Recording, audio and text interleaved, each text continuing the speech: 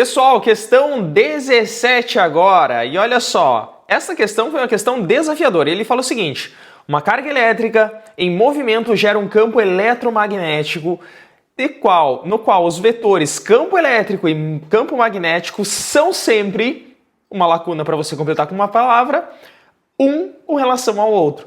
Eles vão ser sempre perpendiculares, e para a gente poder entender isso, nós desenvolvemos aqui uma simulação.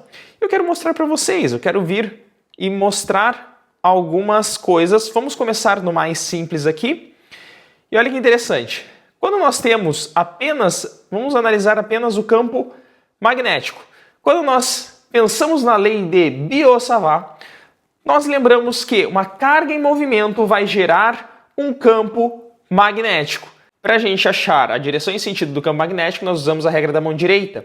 Se nós colocarmos o polegar na direção e sentido do movimento, os nossos outros dedos indicarão a direção e sentido do nosso campo magnético. Se você fizer isso, você vai ver que dá certo. Dá certo por quê?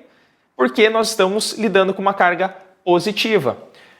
Vocês devem se lembrar, mas olha só, eu lembro da regra da mão direita usada para se usar em fios, para nós descobrirmos qual é o campo magnético gerado por fios. Sim, legal.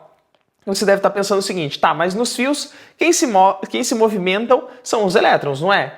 Verdade, mas você tem que se lembrar que nos fios nós usamos o polegar na mesma direção e sentido da nossa corrente nominal, que é o sentido oposto do movimento dos elétrons. Lembra disso, né? Então, por isso que aqui nós podemos usar a regra da mão direita também. E se você fizer a regra da mão direita, você vai ver que esses vetores de campo magnético, eles vão estar na mesma direção e sentido dos nossos 4 dedos.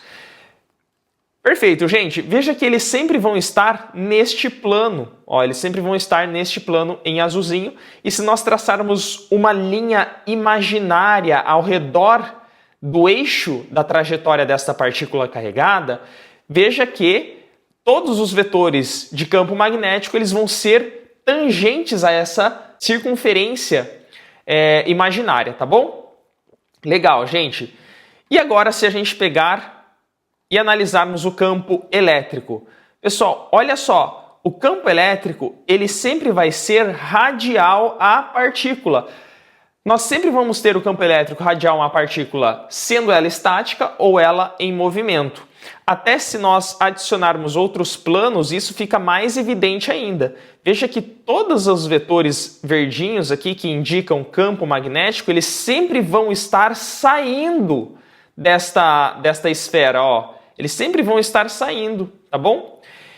Por isso que o nosso campo magnético ele sempre vai ser radial. Agora, e se a gente juntar os dois, o que vai acontecer?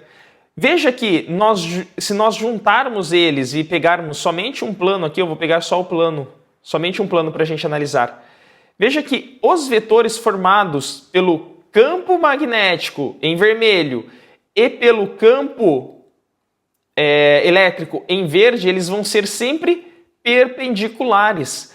O campo magnético, ele vai ser, ó, se a gente pegar e analisar um ponto só, vai ser mais fácil a gente analisar somente um ponto. Se nós pegarmos somente esse ponto da direita, veja que o campo magnético ele vai poder estar ou para baixo ou para cima, dependendo da trajetória dessa partícula. Já o campo elétrico, veja que ele é radial, mas como ele está no mesmo plano horizontal da trajetória desta partícula carregada, veja que ele só vai sofrer mudanças neste mesmo plano, ou seja, ele só sofre mudanças no plano horizontal. Por isso, se nós temos um vetor campo elétrico sempre que vai estar na horizontal e um campo magnético que vai estar ou para cima ou para baixo, eles sempre vão ser perpendiculares. Se nós colocarmos aqui todos os nossos vetores, nessa nossa simulação a gente consegue notar que tanto o campo magnético quanto o campo elétrico, eles vão ser sempre perpendiculares. Por isso que aqui a nossa resposta é perpendicular.